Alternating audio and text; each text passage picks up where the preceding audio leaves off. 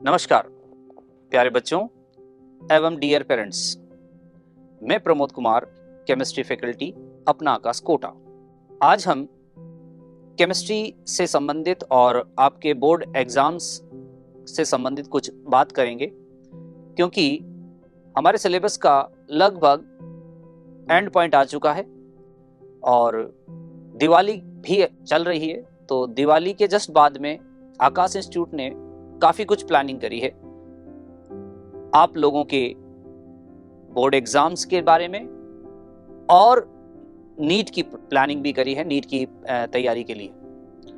तो बच्चों, सबसे पहले हम शुरू करते हैं केमिस्ट्री के नए सिलेबस के बारे में, जो अभी एनएमसी ने जो है आपको रेक्टिफाई करके दिया है।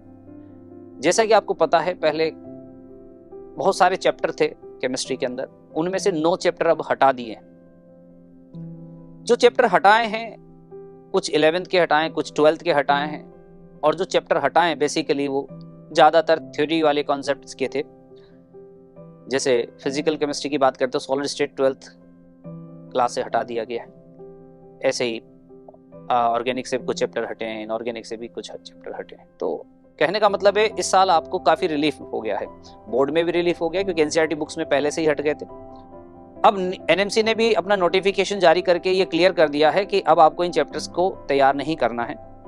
तो अब जो चैप्टर बच गए हैं, उन चैप्टर्स की अब हमें और ज्यादा डीप से और ज्यादा सिंसियरली तैयारी करनी है, क्योंकि अब जो क्वेश्चन उन 9 चैप्टर्स में से नहीं आएंगे, तो जाहिर है कि वो जो चैप्टर अब हमारे पास बच गए हैं, उन्हीं में से क्वेश्चन की नंबर और क्वेश्चंस की क्वालिटी और क्वेश्चंस के इस एरिया ऑफ द टॉपिक्स को वो कवर करेंगे ज्यादा से ज्यादा। तो अब हमें जैसे ही आपकी दिवाली की वैकेशंस कंप्लीट होती हैं, तो अब हमें प्लानिंग के थ्रू, स्ट्रेटेजी के थ्रू ये जाना है कि अब बोर्ड को और नीट सिंक्रोनाइज करते हुए आगे कैसे चलें। तो आकाश इंस्टीट्यूट ने काफी अच्छे से प्लानिंग किया है अब आपके बेनिफिट के लिए, आपको बोर्ड एग्जाम्स में बहुत बेस्ट परफॉर्मेंस करवाने के लिए। तो ये हमने सब प्लानिंग किया है सब्जेक्टिव पेपर्स का।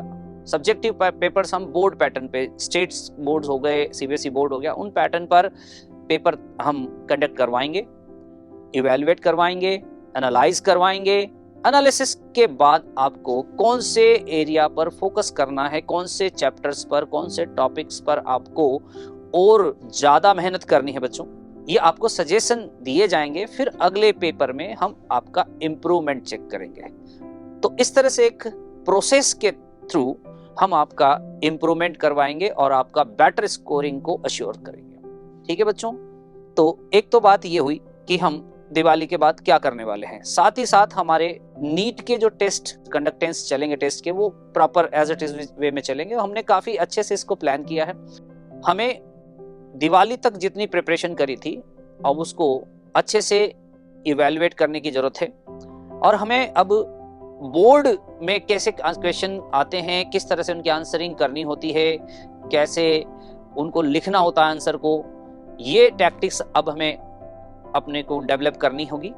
और ये अब आपको हम आफ्टर दिवाली वेकेशंस जो है अवेल करवाएंगे, सारी जो है स्ट्रेटेजीज, और आपको हेल्प करेंगे कैसे हम ये सारी तैयारी आपकी करवा सकते हैं। ठीक है बच्चों, अब पेरेंट्स से भी मेरा ये कहना है कि जब बच्चे दिवाली पे घर आए हैं, हालांकि ज्यादातर बच्चे अपने होम टाउन्स चले गए हैं, कुछ बच्चे दिवाली पे नहीं गए हैं, वो कई रीजन है, कई कारण है उनके, वो चाहे शायद यहाँ रुक कर ज्यादा अच्छे से तैयारी करना चाहते हैं, या उनको लगता है कि घर जाने से हमें ज्यादा बेनिफिट नहीं होगा। लेकिन जो बच्चे अपने होम टाउन में चले गए हैं, तो पेरेंट्स की अब जिम्मेदारी है कि इन वेकेशंस में, इन छुट्टियों में जब घर आए हैं बच्चे, तो पूरा टाइम अपना पूरी तरह से फेस्टिवल मूड में ना कंप्लीट करें, खत्म कर लें, कुछ प्रोडक्टिविटी होनी चाहिए। तो पेरेंट्स को थोड़ा सा ये देखना है कि बच्चा घर पे रहकर थोड़ा, क्योंकि अब देखिए जैसे ही आप दिवाली के बाद पहुंचेंगे, तो आपके वापस से नीट के टेस्ट हैं या फिर बोर्ड के टेस्ट हैं, वो आने वाले हैं तुरंत। तो आप वहां पर एक टाइम टेबल के थ्रू या एक प्लानिंग के थ्रू दिन का थोड़ा कुछ समय अपनी तैयारी में जरूर लगाएं, जिससे कि कनेक्टिविटी बनी रहे। कनेक्टिविटी टूट गई तो दिक्कत हो जाएगी, समस्या आ जाएगी। आपका रिसेंट जो टेस्ट आएगा उसमें हो सकता है आपकी स्कोरिंग पर इफेक्ट आए, और ये आपके लिए मतलब मोटिवेटिंग तो नहीं रहेगा, यूं कहेंगे।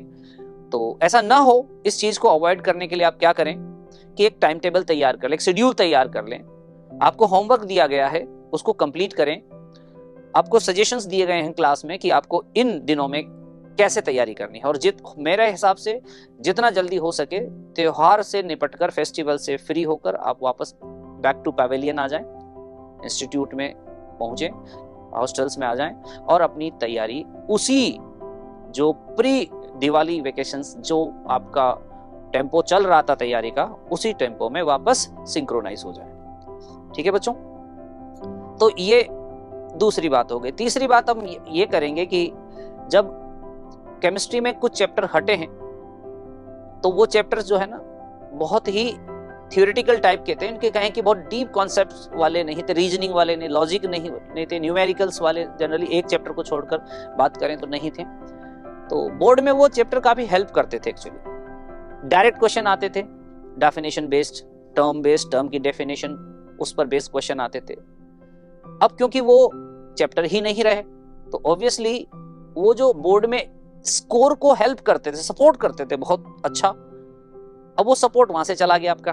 तो अब आपको जो सिलेबस हमारे पास अब है, उसमें ही अब हमें अपने आंसरिंग की डेप्थ को बढ़ाना होगा, इफिशिएंसी बढ़ानी होगी, आंसर लिखने की करेक्टनेस जो है वो बढ़ानी होगी, जिससे कि हमारी स्कोर जो है वो बहुत अच्छी रहे। जो कॉपी चेक करेगा, इवैल्यूएट करेगा, वो कहीं से मार्क्स को काटने का मौका ना ढूंढे।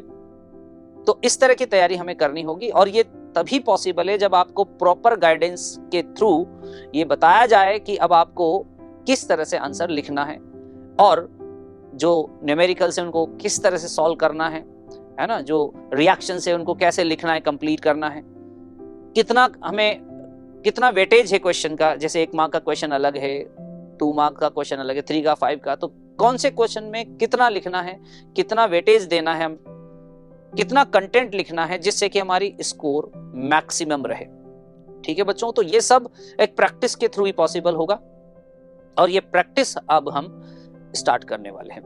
ठीक है, जैसे आप लौट आओ, आप जब लौट आएंगे वापस, तब हम ये सारी प्रैक्टिस स्टार्ट कर देंगे। ठीक है बच्चों, तो पेरेंट्स को भी मेरा यही कहना है कि बस अब लगभग मिड सेशन से ज्यादा कंप्लीट हो चुका है, तो अब हम एक ऐसे टाइम में एंटर कर रहे हैं जहां बच्चा बहुत ज्यादा एंगेज होने वाला है। अभी तुरंत आपके बोर्ड प्रैक्टिकल्स आ जाएंगे, प्रैक्टिकल्स के बाद बोर्ड एग्जाम्स स्टार्ट हो जाएंगे। तो अभी आपका जो मेजर टाइम रहेगा, मेजर जो प्रोसेस रहेगा, वो रहेगा बोर्ड को फोकस करके। तो बोर्ड की तैयारी में हम आपके साथ हैं, इस बात की हम एश्योरेंस आपको दे रहे हैं। उसके बाद जैसे आप बोर्ड से कंप्लीट होंगे बच्चे, उसके बाद हम रिगरस तरीके से नीट की तैयारी करवाएंगे।